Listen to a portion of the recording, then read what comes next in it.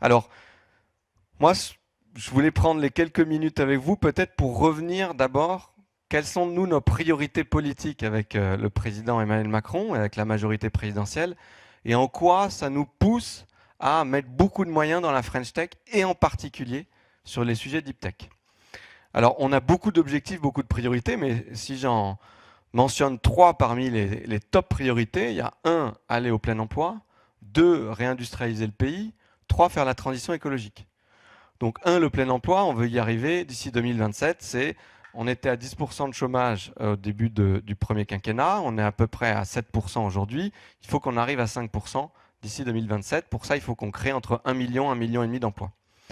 On en a créé entre 1,5 million et 2 millions dans les 6 dernières années, donc c'est pas aberrant de dire qu'on va arriver à faire à peu près ça.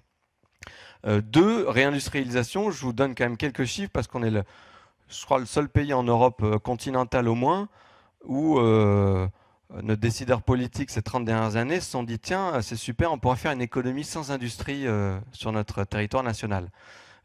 Erreur, je pense, dramatique.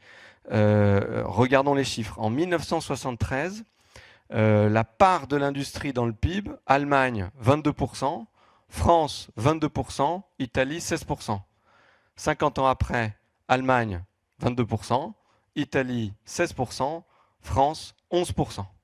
Voilà, donc on est les seuls à s'être dit tiens c'est super une économie sans industrie, et donc il faut qu'on revienne et qu'on réindustrialise notre pays pour tout un tas de raisons qu'on a bien compris dans le Covid, et puis pour créer des emplois pour tous.